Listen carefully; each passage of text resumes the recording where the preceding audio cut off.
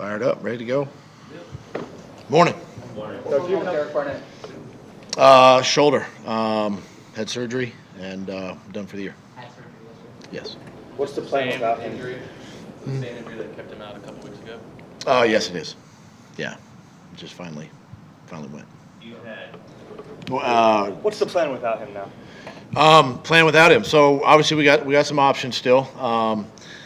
In lieu of not divulging a lot of game plan stuff, I mean, we're still okay. Obviously, Josh Sweat becomes, gets more reps and things like that, and it becomes in the mix. But it's a great opportunity for the guys that are healthy. We haven't seen a lot of Josh.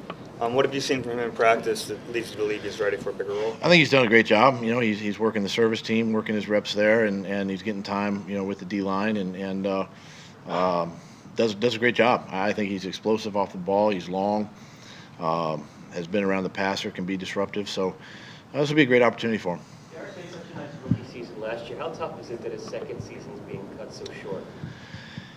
Well, I know this. If being a player and having played, I mean, I went on IR in 2004, and it's no fun. It's no fun because now you feel like you can't contribute, and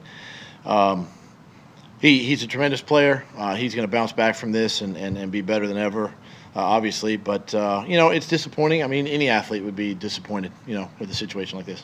Now, typically, your offense is best when you're moving the football around to different people. Has this been too sort of Zach and Alshon-centric the past few weeks? I think they're getting the majority of the targets. Some of it's by design. Dallas is in the mix a little bit. Nelson's in the mix a little bit. Nelson's been probably more in the run game, RPO stuff, things like that we've done with him.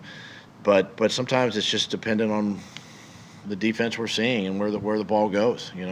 Carson's reads and all that. But obviously you have to go into the game planning for, Zach, Alshon, Dallas. Whenever we get Sproles back, Nelly, so you got to put in plays for these guys. Doug, you mentioned before that Tuesday. Teams are different. You got a date? Huh? No.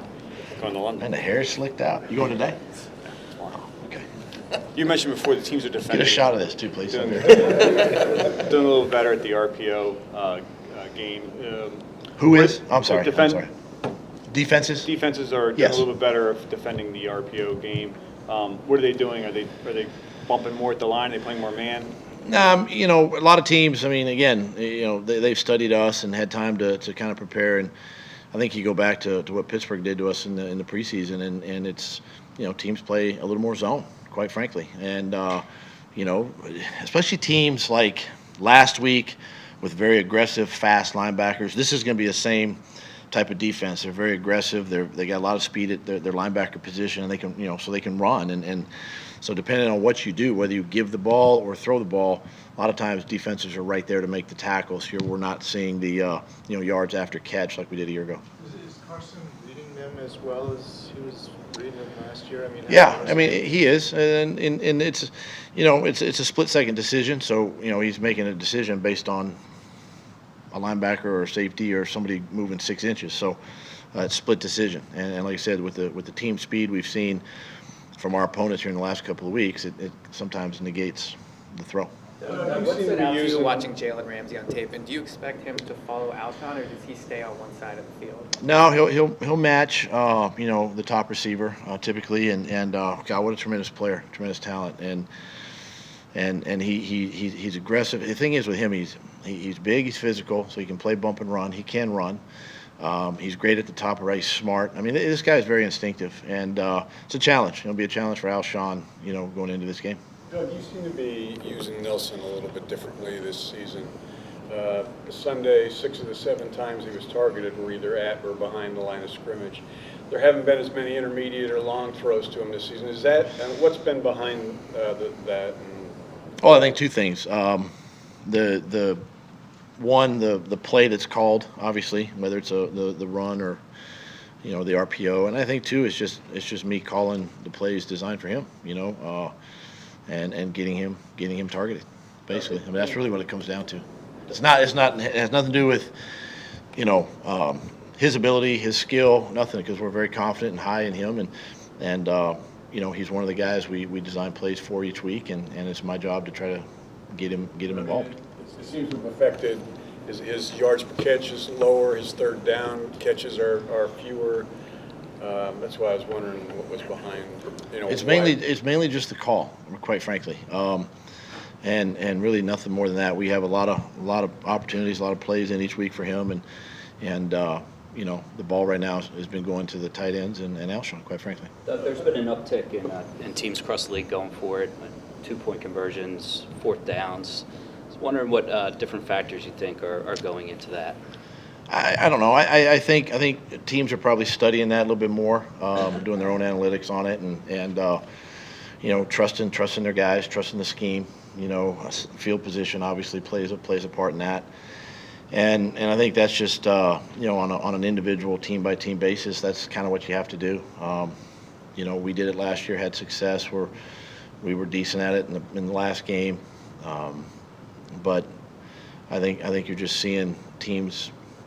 It's kind of like the passing game. There's a lot of yards, a lot of touchdowns right now in the league, and it seems like fourth downs are also quite prevalent, and teams are trying to take advantage of Do it. you feel like you're being as aggressive as you were last year? Even play calling and fourth down. Yeah, I mean I do. I think sometimes the game situation can dictate a couple things, but I feel like we've taken, and just in this last game, opportunities down the field. We shot the ball down the field. We executed. We had the long, PI at the end of the game. So, intermediate routes have been good with tight ends on crossing routes and things like that. So, yeah, we've got a good little mix going. DJ Elliott's case, you mentioned the kick he missed the other day. He's missed 4 field goals this year. What's your level of concern with him right now? No concern, quite frankly. The other day it was extremely windy. Our kicker missed, their kicker missed. So it's a tough situation, but I got a lot of confidence in him. He can hit it from short, he can hit it from long, and a lot of confidence. Doug, you also come under some scrutiny this week from fourth quarter. Sorry, he's come under some scrutiny this week for some of the decisions he made in the fourth quarter. You've played quarterback in this city. Do you talk to him about how to block out the noise, or how do you? Oh, for sure. Yeah, it's something that I feel like I can still sort of educate him on, and just being able to block it out and just focus on the game plan this week and just today, and it's going to come, good and bad is going to come, and it just seems like two guys are always going to get the praise and two guys are going to get the blame when things don't go right, and you're looking at one of them. You talked about winning games from Wednesday and Thursday and Friday and stuff. Have you gotten the sense in the last couple of weeks that maybe they weren't ready and they You know what? I haven't. In fact, I've thought in the last couple of weeks our practices and the preparation has been really, really good. Guys have been focused. Guys have been detailed. I think if there's one area, I encourage the look squads to make it as challenging as possible, during the week, so it's not as easy in practice. I want to make it hard in practice so it becomes less difficult in the game. But I felt like our practices, the guys' focus, attention to detail has been really good throughout the week. In your book, Fearless, you mentioned something about that was a good book, Yeah, well, thanks. You mentioned something about being aggressive and Doug Marrone and him not going forward. You being mad and saying I'll never do that. Does that make this awkward at all when playing him? No, listen, that was a year ago. Different team, different set of circumstances. Got a lot of respect for Coach Marrone and what he's done. He's got a good football team now, and none of that has any impact on what's going on this week. Did you guys ever connect after that? We have not. No. I just saw him at the league meetings, and that was about it. This is obviously a little unique of a week. What are some of the challenges the travel schedule presents, and how much work did you guys do to figure out the best way to handle it? Well, we had, obviously we had an advanced team way back, when the schedule came out. Did a lot of the legwork up front, behind the scenes, and a lot of credit goes to them for the preparation and hard work that they've done, and then really just being able to educate the players. Spent some time yesterday talking to them about this trip and giving them all the details up front so that they can put that behind them and just focus on Jacksonville this week and their preparation. And So we're all set. It's been a seamless process, and practice today, tomorrow here, and fly over just like we would on a normal road trip. Review of the defense with Jim Schwartz. What were some of the conclusions you guys came to of why that unit gave up 21 points in the fourth quarter? I'm not going to stand up here and point fingers or anything, but I think we have, as a team, we got to do better really in all three phases. The missed field goal early in the game obviously affected the outcome. The offense had opportunities in the fourth quarter, affected the outcome. Defense had opportunities in the fourth quarter, and it affected the outcome. So, there's enough. When I say there's enough to go around, enough to fix, to correct, everybody has a hand in it, and coaches and players. And so that's something that, as a team this week, we need to address. And again, part of my message to the team was we got to play for 60 minutes, we got to finish, and we got to do a better job there. All right. Thanks, guys.